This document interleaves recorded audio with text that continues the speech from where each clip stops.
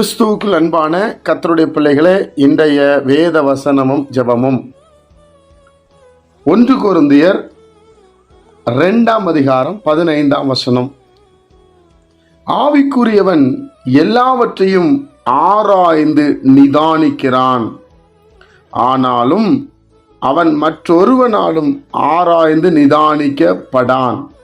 தேவனுடைய பிள்ளைகளே, ஆவிக்குரிய வாழ்க்கை, மாம்சீக வாழ்க்கை, நாம் எப்படிப்பட்ட வாழ்க்கை வாழுகிறோம்? ஆவிக்குரியவன் எல்லாவற்றையும் ஆராய்ந்து நிதானிக்கிறானா. இந்த உலகம் எப்படி வந்துச்சு? இதை உண்டாக்கினவர் யார்? அவர் எப்படிப்பட்ட தேவன்? எவ்வளவு மகிமை பொருந்தினவர்? இப்படி எல்லாவற்றையும் உருவாக்கி நிதானிப்பான். நாம் அவரை எப்படி தொழுது கொள்ள வேண்டும்? அவர் எப்படி மனிதனை உண்டாக்கினார்? மிருகங்களை உண்டாக்கினார்? பூமியில் இத்தனை கோடி ஜனங்கள் வாழ்வதற்கு தேவையான ஆகாரம் எல்லாவற்றையும் விளைவிக்கிறார், நிதானிக்கிறான். அதனால சொல்ல, ஆவிக்குரியவன் தான் நிதானிப்பான்.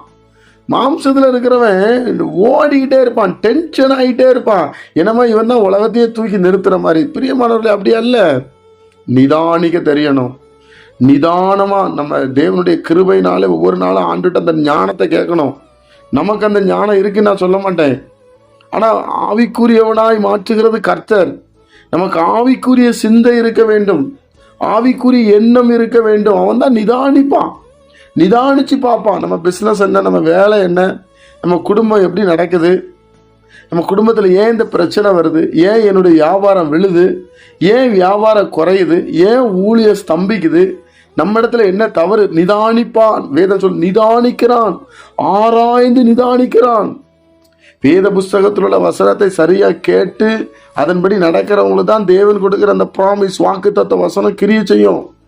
தேவனுடைய பிள்ளைகளை கட்டளைகளுக்கு கீழ்ப்படியும் போது தான் தேவனுடைய ஆசீர்வாதத்தை பெற்றுக்கொள்ளும். சிலர் தப்பாக நினைக்கிறாங்க. அப்படிப்பட்ட தெய்வம் நம்ம தெய்வம் அல்ல.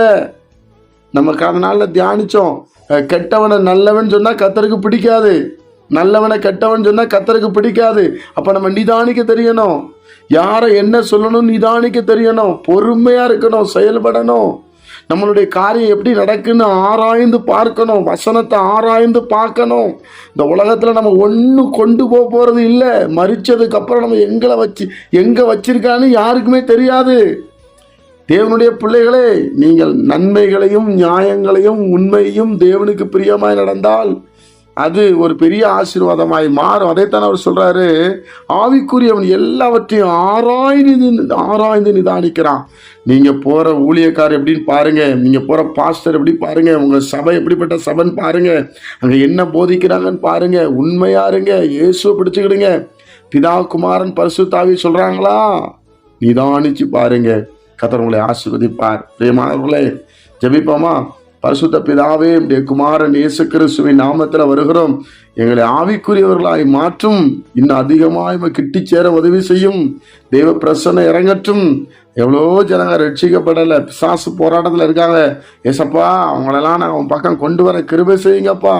சுவிசேஷத்தை பிரசங்கிக்க உதவி செய்யும். இந்த நாள் முழுவதும் எங்களுக்கு ஆசீர்வாதமாக மாட்டித்தாரோம். இயேசுவின் மூலம் பிதாவே, ஆமென்.